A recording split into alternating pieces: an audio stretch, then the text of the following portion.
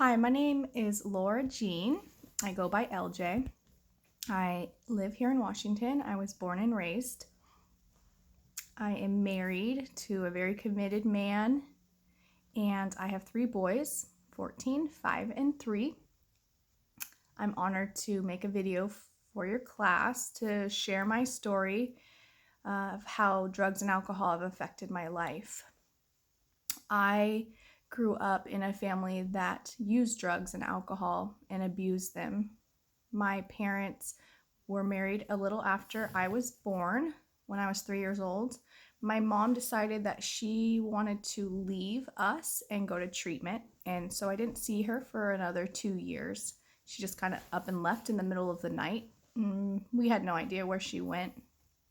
I didn't see her again, like I said, for 2 years later.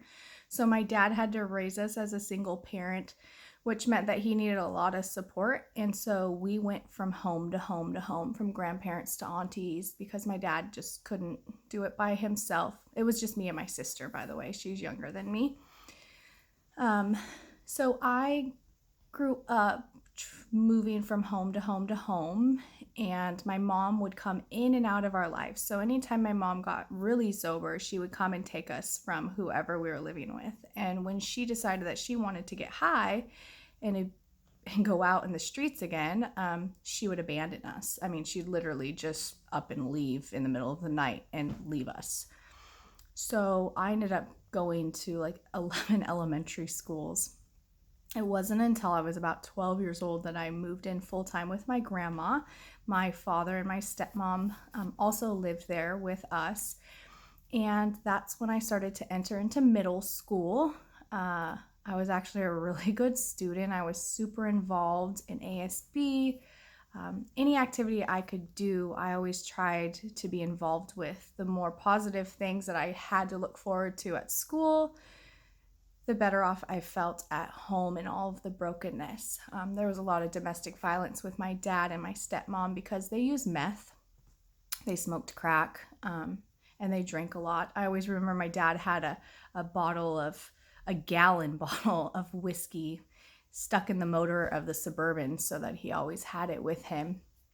My father never abused me, but he always seemed like a fun guy, and he always seemed happy until him and his wife were fighting. Well, it wasn't, I never really had the interest of doing drugs and alcohol because I was so involved in school until I was offered to smoke weed on the bus one day. And I was actually really confused, like, man, I don't really know. But me and some girlfriends who were also involved in ASB, and we were, in the yearbook and all those other things, always went to parties, of course, that we were always invited to and things like that. Decided, you know what, let's just try it out. It's almost summertime, let's try it. And I remember that day, I mean, we were just loopy. We smoked, we were just hungry. Well, that led to the next thing was, well, let's drink some beer with these guys. Let's take some shots and things like that. And so at 12 years old, I'm already smoking weed and drinking, and hiding it from my parents. I think my grandma knew when we were eating all of her cake. I know that's not funny, but I still kept on with my schoolwork. I still kept on, and all of us girls did, with our image of, still being the good girls. So later on, during my second year in 8th grade, we all started drinking before school on late starts. My father always had the cabinet full of booze. And my father was the guy who was like, meh, whatever you want to do, come on over. We always had the parties at his house. He didn't give us the alcohol, but when we had the parties at his house, we would take it. And he would never snitch on anybody. So one of the girls on the bus got caught that morning being drunk, and so the police came to the school. We all got tested for alcohol. I was in ASB, so of course I was suspended from that. Some of the girls didn't get caught, and from there I was devastated. I lost everything because I was not allowed to for the rest of my years. in junior high, because that was from 7th to 9th, to attend those types of things because I have this on my record. I was suspended for a week, and my parents decided not to show up to the meeting, so they suspended me an extra week just because of my parents. And that was hard too. During my suspension, I went to my father and I let him know, hey, Dad, I want to confess everything that I've done. And I let him know I have not only been drinking, but I have also been smoking weed, marijuana. And he goes, oh, really? Well, come in my room. Let me show you what I do. And he pulled out a mirror and a straw and a white bag. And he says, let's snort some meth. And my dad showed me how to get high on meth. He showed me how to smoke it, and he showed me how to snort it. He showed me how to hide it. He told me the rules were, as long as you get high, you don't share it with anyone. Because once you start sharing your drugs with people, that's when you get caught. So I am now getting high with my dad. I am hiding this addiction. And I ended up going into high school and still battling back and forth and partying. And I had a cousin who was older and he could buy alcohol. So around age 14, 15, he introduces us, me and my boyfriend at the time. When I was 14, I was in love. I had a boyfriend. And we started to drink with him. He would buy the alcohol and we would go and have parties. And then he introduced us to ecstasy. So on the weekends, he would pick us up. We'd drive around Seattle. We would have fun. And then we'd go back to his place and a whole bunch of us would do ecstasy and geek out on Mario Kart or whatever at the time. And I remember my battle with meth would be back and forth because I met this guy at 14 and I was in love with him, and I quit using meth because I loved him more than that drug, and I quit using marijuana and I quit smoking cigarettes, but I would still drink with him. When I was 14 years old, again, I went to his house and I stayed the night and I never went home. I think I was probably coming down off of just partying it up. And so his mother called my dad and my grandma and no one answered. No one cared that I was gone. I had been gone for days. And she knew that I needed to be in school. So she went to my father and said, she needs to be in school. She needs medical. She needs, all these different things. She needs to be taken care of. And my dad said, you can have her. And so she legally adopted me so that she could take care of me and make sure that I had schooling and everything that I needed. I ended up moving in with her, pretty much a married situation, 14, 15, 16 years old. Me and her son are playing house in a sense. And she got me into school, an alternative school in Auburn, West Auburn, which is for kids like me, but it's a great school. The school was awesome, and they worked with us and worked with me really well. Then this guy broke up with me. I was doing great. I wasn't doing drugs. I wasn't doing anything. I mean, I was starting to smoke cigarettes again, but he ended up breaking up with me, and I went into this huge depression.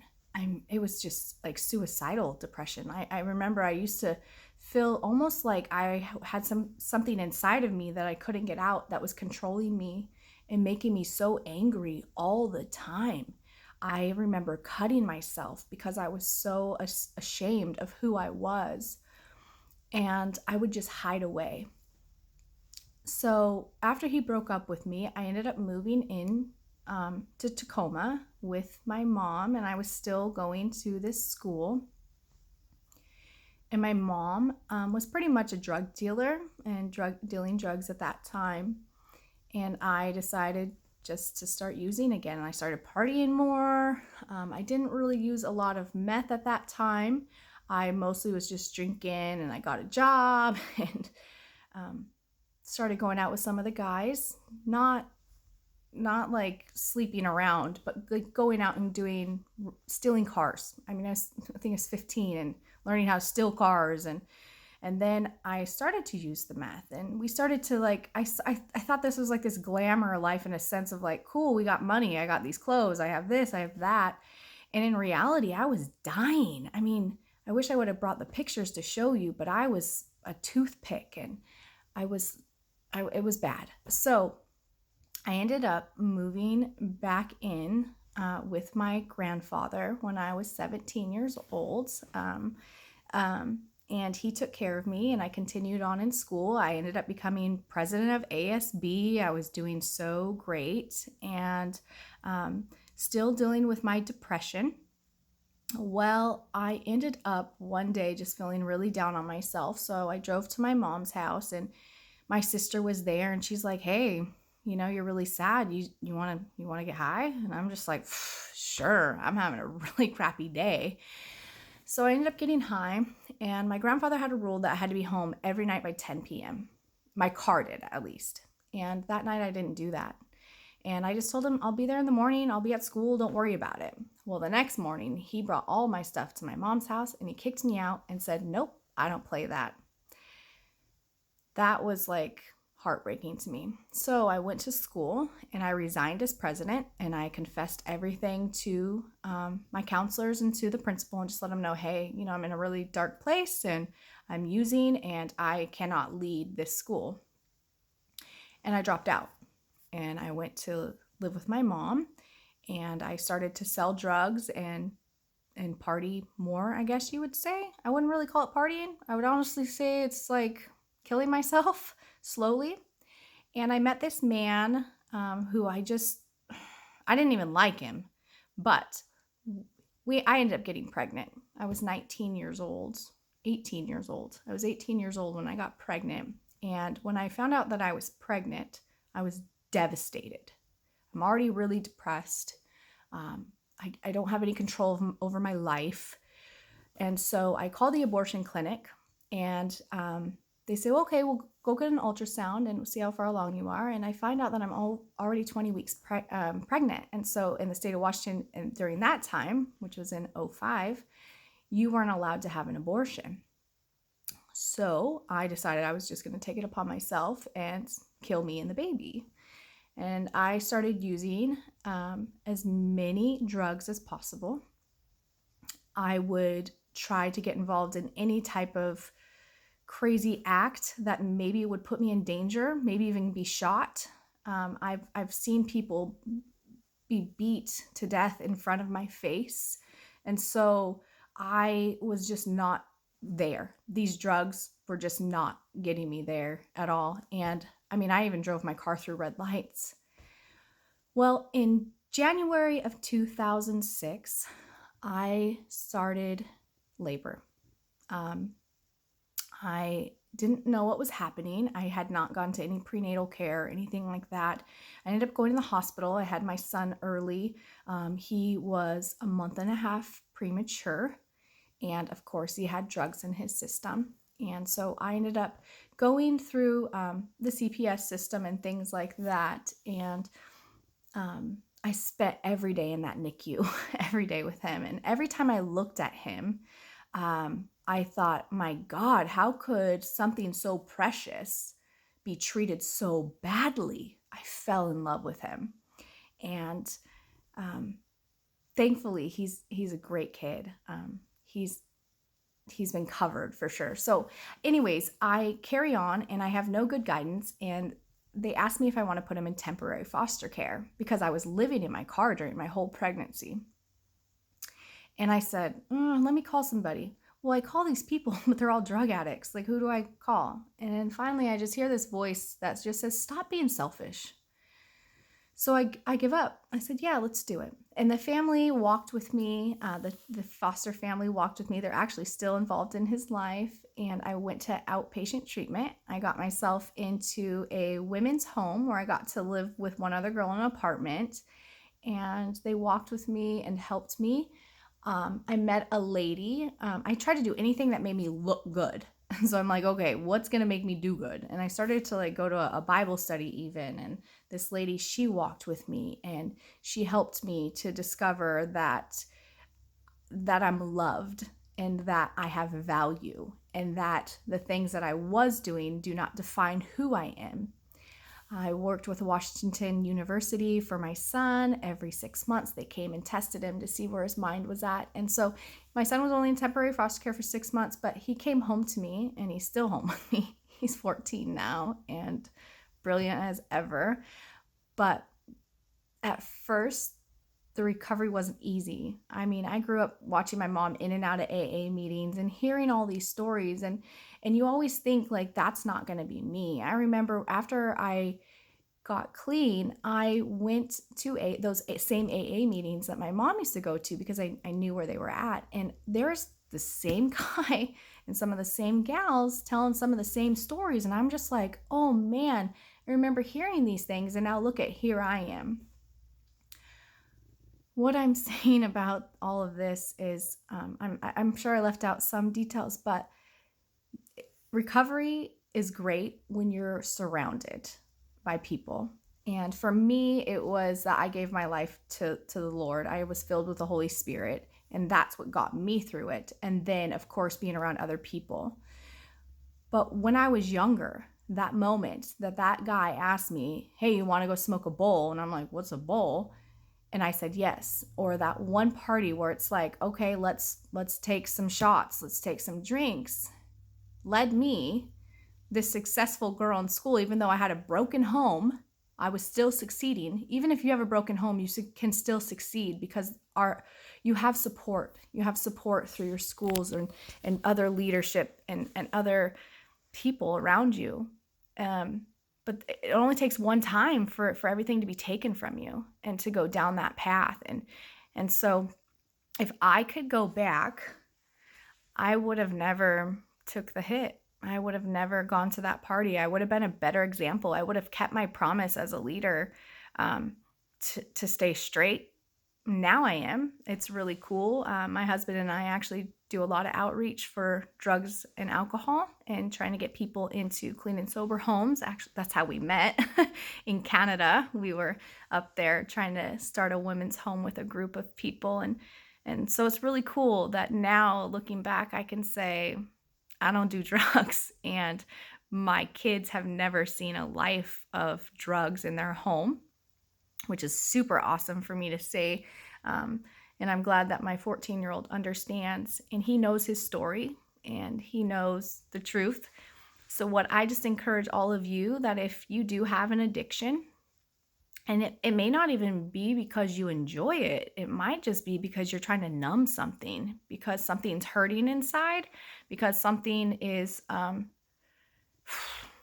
you're just a loner, or I'm a loner now, I feel like, because I'm a mom with kids. I'm always at home. But or if you feel like you have to prove something, sometimes pressure, I seriously would find someone just to talk to and just know that they're trusted, and don't be ashamed. Don't ever be ashamed. I sometimes felt ashamed of my story, but at this point I don't, because it's made me who I am today, and it's allowed me to use this story and stories like it to help someone and understand and have more grace for people, and not just be so quick to be like, there's no help for them. There's help for everybody. I'm looking forward to hearing maybe some of the questions that you guys have, and I'm a certified life coach now, so I get to help people walk through some of these things. Thank you for allowing me to share my story, and I just hope that this year is a good year for you. I know it started off rocky with COVID and things like that, but you guys are strong and you're brilliant and you're not alone, even though we're doing this camera thing all the time. I hope to maybe see your guys' faces in the future, and be brave. Be brave to stand up for saying no to drugs and the pressure, and be brave and stay brave to help your friends when you see them struggling. There's a lot of things like, pills. There's a lot of drugs I didn't say, but it's better just to say no. honestly. I know dare's not in school anymore, but dare to say no. And I encourage you all to be bold and to find peace and seek help if you need it. There's so many resources. Anyways, thanks for having me. I'm LJ, and I hope you guys have a wonderful day and do great in health class. Bye.